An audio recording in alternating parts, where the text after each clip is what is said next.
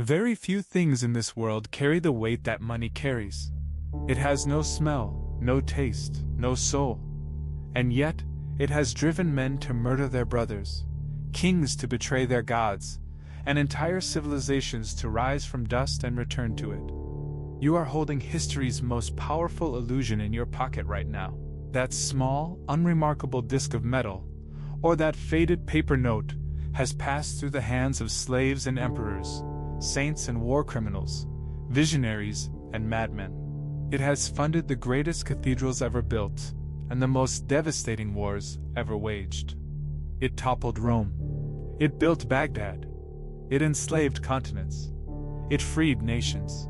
And today, it is transforming once again, dissolving into lines of code, into invisible signals traveling at the speed of light. In this journey, we will do something special. By using advanced artificial intelligence techniques, we have transformed old historical engravings and paintings into vivid, lifelike scenes. This way, you won't just listen to history, you will witness it in its closest possible form. This is not just the story of money. This is the story of us. Imagine a world without prices. A world where if you wanted bread, you offered labor. If you wanted protection, you offered your life. This was the world of 3000 BC Mesopotamia, the Fertile Crescent between the Tigris and Euphrates, where human civilization first dared to plant its roots. In the great city of Ur, farmers carried sacks of barley to towering temple complexes, not as offerings to the gods, but as payment. The priests of Ur were the world's first bankers. They recorded debts on wet clay tablets using a sharp reed, the world's first financial documents. These clay tablets tell us something extraordinary. Debt is older than money itself. Before coins, before paper, before digital transfers, there was debt. And debt, as humanity would learn again and again, is the most dangerous force ever created. The Sumerians measured value in grain and silver by weight. A shekel was not a coin.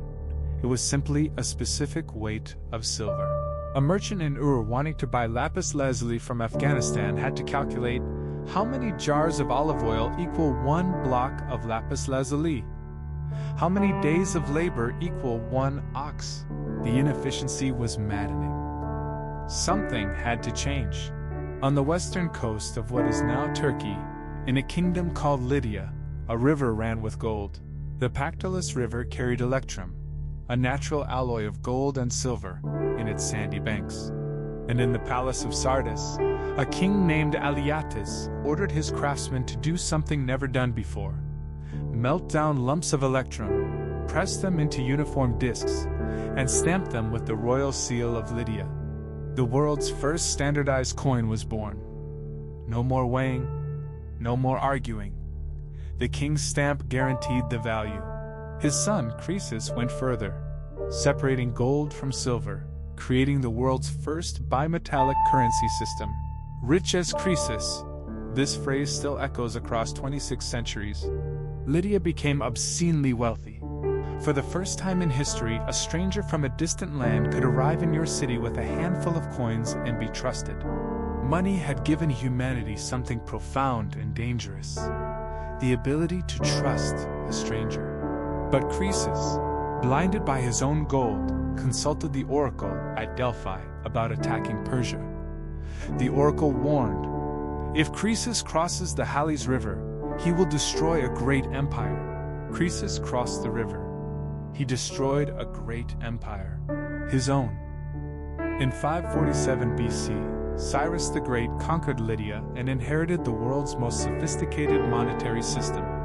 The Persians immediately understood what they had won. Darius, the first of Persia, looked at the Lydian monetary system and saw not just commerce, he saw power. He created the daric, a gold coin bearing his own image as a royal archer, and flooded the known world with it. For the first time, a single ruler's face stared out from coins circulating from Egypt to India. This was propaganda pressed into metal. Darius understood something modern political scientists still debate. Whoever controls the currency controls the narrative. Meanwhile, across the Aegean, Athens minted its own coin, the tetradrachmum, stamped with the owl of Athena. Athenian silver came from the mines of Lorient, worked by 20,000 slaves in conditions of almost unimaginable brutality. These men, chained, half-blind from the darkness, were the invisible foundation of Athenian democracy. The silver they hacked from the earth built the Parthenon, funded the fleet that defeated Persia at Salamis, and paid the philosophers who created what we still call the glory of ancient Greece. Money built beauty on a foundation of suffering. This, too, would prove to be a recurring theme. When Alexander the Great stood in the throne room of Persepolis in 330 BC, he was 26 years old and had just conquered the most powerful empire on earth. What he found in the Persian treasury: 180,000 talents of silver and gold. One talent was roughly 26 kilograms. Moving it required 20,000 mules and 5,000 camels. Alexander didn't just conquer Persia, he liquefied it, pouring accumulated Persian wealth, in the form of coins bearing his own face, into the bloodstream of the Mediterranean economy. Prices soared. The world's first documented inflation wave washed across 3 continents. And yet, paradoxically, Alexander's monetary flood created the most interconnected economy the ancient world had ever seen. Greek coins traveled to India. Indian spices traveled to Babylon. Alexander died at 32 in Babylon, leaving behind no heir and an empire already tearing itself apart. But his coins outlasted his empire by centuries, still circulating long after the last Macedonian general had fallen. Money, it turns out, is more durable than the men who create it. No story of money would be complete without Rome, and no story of Rome without the denarius. At its peak, the Roman Empire stretched from Scotland to Mesopotamia. Binding it together, more than roads, more than legions, were coins. Archaeologists have found Roman denarii in India, Scandinavia, sub-Saharan Africa. It was the world's first true global reserve currency. But Rome made a fatal mistake. When wars became expensive, and Rome's wars were always expensive, emperors debased the currency. Under Nero, the denarius was 90% silver. By 260 AD, barely 2%. The Roman people were not fooled. Prices rose. Trust evaporated. Soldiers demanded payment in grain instead of coins they no longer believed in. A strong case can be made that Rome was the first civilization in history destroyed, at least in part, by its own monetary policy. It would not be the last. While Western Europe stumbled through its dark ages, something extraordinary was happening in the East. In Baghdad, Caliph Harun al-Rashid ruled over the most sophisticated civilization on earth. Mathematicians, astronomers, physicians, poets, all funded by a treasury that seemed bottomless. The Islamic dinar had become the reserve currency of the medieval world, circulating from Morocco to Malaysia. Islamic bankers invented the letter of credit, allowing a merchant to deposit in Baghdad and withdraw in Cairo without carrying a single coin. The word check comes from the Arabic sak, but in 1258, the Mongol armies of Hulagu Khan surrounded Baghdad. The libraries burned. The canals were destroyed. The scholars were slaughtered.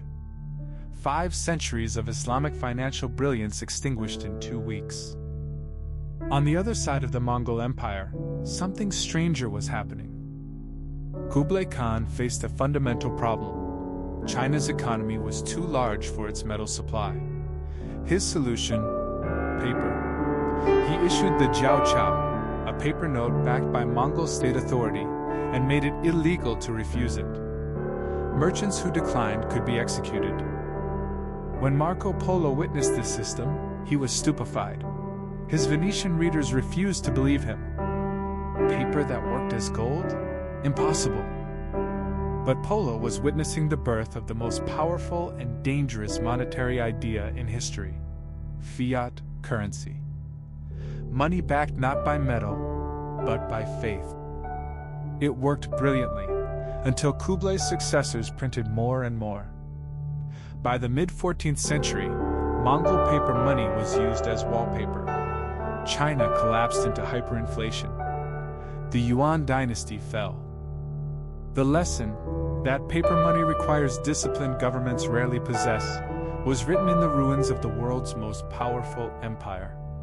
It was a lesson that would need to be relearned many times.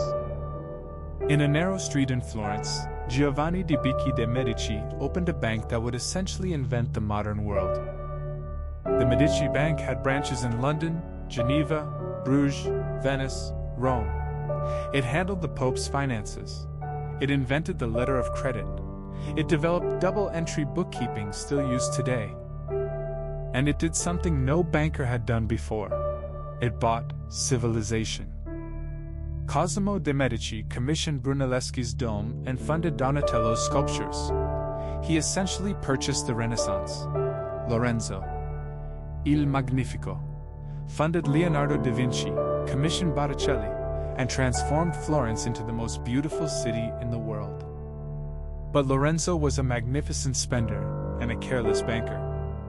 By his death in 1492, the same year Columbus sailed west, the Medici Bank was bankrupt. The money that built the Renaissance had been consumed by the civilization it created. In 1545, Diego Gualpa was searching an Andean mountain for a lost llama when he found an entire mountain of silver, Cerro Rico, the rich hill. Within years, Potosi became one of Earth's largest cities. Over 2 centuries, its mines produced approximately half of all the silver in the world. For Spain, it was a curse disguised as a blessing. So much silver flooded Europe that prices doubled, then doubled again. The price revolution wiped out the savings of the European middle class. Spain, paradoxically, became one of the least economically developed nations in Europe. For the 8 million indigenous and enslaved African workers who died in the mines, it was murder on an industrial scale. The mountain that made Spain the richest nation on earth was built on a foundation of bones. In 1694, England was broke. A decade of war with France had emptied the treasury. A Scottish merchant named William Paterson proposed something radical: a joint stock bank lending the government £1.2 million at 8% interest. In return, the right to issue banknotes. The Bank of England was born. For the first time, a government had a formal mechanism to borrow from the future. England used it to fund its navy project power across the globe, build an empire on which the sun never set. The banknotes it issued, "I promise to pay the bearer on demand," gradually replaced gold. Trust in the institution replaced trust in the metal. It was the most radical monetary transformation since the first coin was struck in Lydia. If the Bank of England invented the modern financial system, the Rothschild family perfected it as a weapon. Meyer Amschel Rothschild, a coin dealer's son from the Frankfurt ghetto, understood one truth: desperate governments pay extraordinary interest rates. He placed his 5 sons in 5 European capitals: London, Paris, Frankfurt, Vienna, Naples, connected by coded couriers, creating an intelligence network better informed than the governments they served. When Napoleon fell at Waterloo in 1815, Nathan Rothschild received the news hours before the British government. He went to the stock exchange and began selling. Other traders, watching Rothschild sell, assumed Britain had lost. Panic spread. Prices collapsed.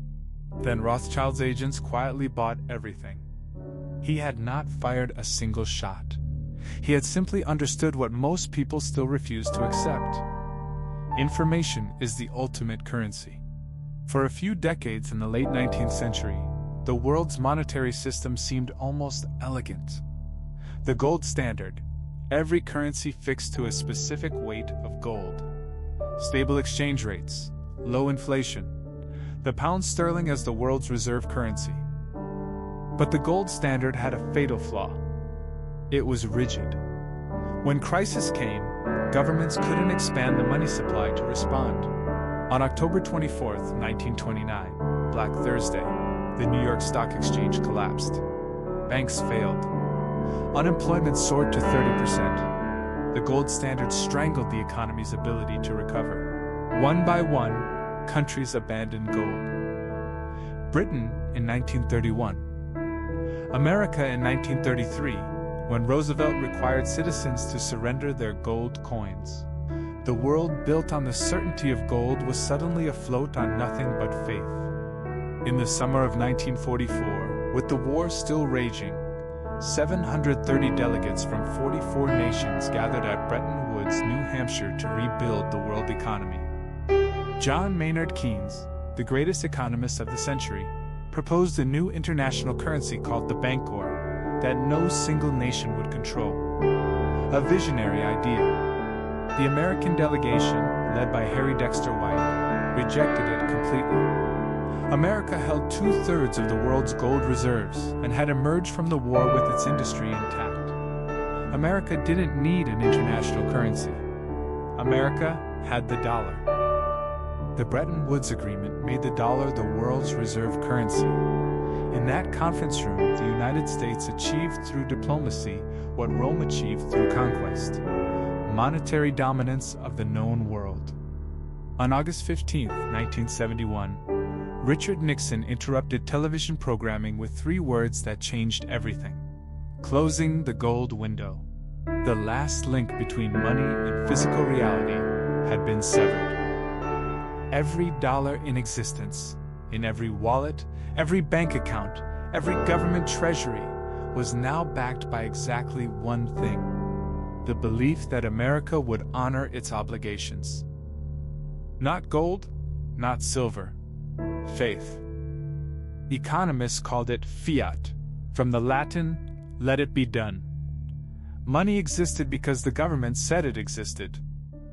In the 50 years since, global debt has grown to levels previous generations would have considered insane. Central banks have created trillions from nothing. The money printer, once turned on, has proved very difficult to turn off. On September 15, 2008, Lehman Brothers filed for bankruptcy, the largest in American history. Within days, the entire global financial system teetered on collapse. The Federal Reserve created $700 billion from nothing. Central banks cut rates to 0 and below. Trillions were conjured into existence. For many watching this happen, watching the architects of the crash be bailed out while ordinary homeowners lost everything, it was radicalizing. It was proof that the monetary system was not neutral. It was political, and it served some interests far better than others. 6 weeks after Lehman collapsed, a person or group called Satoshi Nakamoto published 9 pages that challenged 5,000 years of monetary orthodoxy. Bitcoin, a currency requiring no banks, no governments, no central authority, secured not by faith in institutions, but by mathematics. In January 2009, the first Bitcoin was created. Embedded in its code, a newspaper headline: Chancellor on brink of second bailout for banks. A declaration of intent. Whether Bitcoin fulfills its promise remains one of the great unresolved questions of our time. But the question itself is perhaps the most radical thing that has happened to money since Aliatus struck the first coin in Lydia. Money began as a grain of barley weighed in a Sumerian temple. It became a metal disc stamped with a king's face. It became a paper promise backed by gold. It became a paper promise backed by nothing. It became a number on a screen. And now it is becoming cryptographic code, existing in no physical place, controlled by no single authority. At every stage, people said, "This is not real money." The Lydians said it about Sumerian grain. Romans said it about Lydian coins. Europeans said it about Chinese paper. Gold economists said it about fiat. And today, bankers say it about Bitcoin. But here is what 5,000 years of monetary history teaches us. Money is never the thing itself. Money is always the story we agree to tell about the thing. It is a collective fiction, the most powerful collective fiction humanity has ever invented. More powerful than religion, more durable than empire. When we believe in it, it builds cathedrals and feeds billions. When we stop believing, empires crumble and history restarts. The coin in your pocket is not valuable because it is metal. The number in your account is not valuable because it exists in a computer.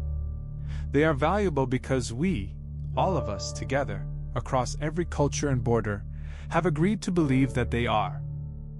We are the species that learned to trust a stranger with a coin. And in doing so, we built everything. See you in the past.